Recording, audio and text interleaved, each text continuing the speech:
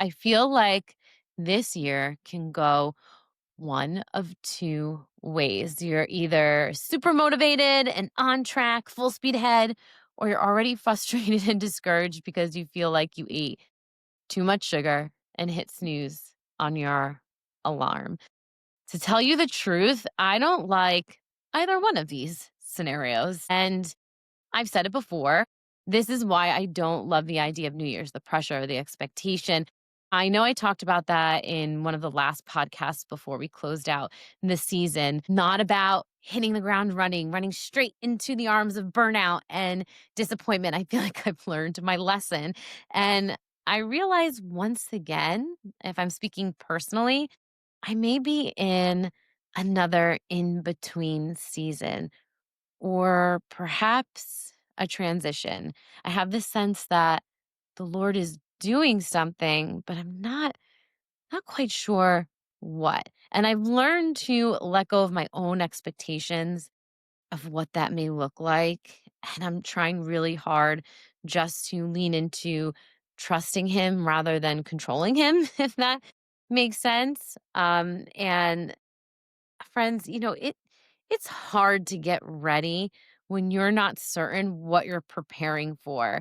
Cuz I like to be ready for everything. It's like trying to pack for vacation, but you don't know what the weather's going to be. You don't know if you're going to be, going to Colorado and going skiing, or are you going to Turks and Caicos and laying on the beach, because you would pack differently, I would assume, for either or. So it's a hard spot to be in. You may feel held back, but yet feeling the tension like you're a rubber band, like you're going to snap and be propelled forward. Or maybe you're in a transitioning season where you're an empty nester or caught between caretaking for your elderly parents and your family. I've seen that transition period within my own family with my grandma, and that's a challenging place to be. Or maybe it's a job and one assignment is ending and you're only looking at prospects of another. Or maybe you are starting a new job, or maybe you've just achieved a big goal, you've celebrated, you did the thing, but after that all goes away, it's like, well, what do I do next? There are a million trillion situations that thrust us into the in between. Dare I say, I think we spend most of our time there. If we're not on the mountaintop, we're in the valley. If we're not doing one thing, we're trying to do the other. I don't know. I just thought about that recently. I think that we do spend a lot of time in this in between time. So I think this word is funny whenever people use side note, it would behoove us to learn how to live there and be content in those stretches of time that could be challenging, and to not let fear or frustration take over and make us restless and take our eyes off of Jesus. And I'm speaking from experience.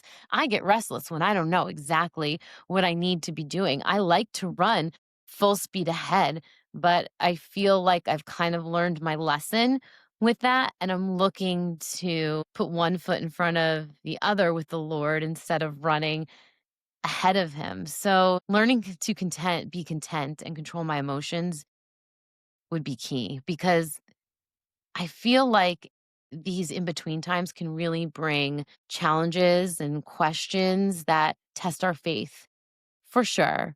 And as I thought about this season of the podcast and how most people start off highlighting rhythms and lists and habits and to do, I thought about what of us are who are just ready, but we're not sure for what. We want to be obedient, but can't see the first step. Those who don't want to hit the ground running, but are still learning to walk in step with the Lord. Or maybe those that are praying for discernment and strength to make decisions that impact themselves. Or maybe those who are dealing with transitions and they want to be led down the path that the Lord has intended for them, grow their relationship along the way, trusting in the promise that He does use all things, and the promise that He is springing forth anew thing, no matter what you're dealing with. That's what this season is going to center on.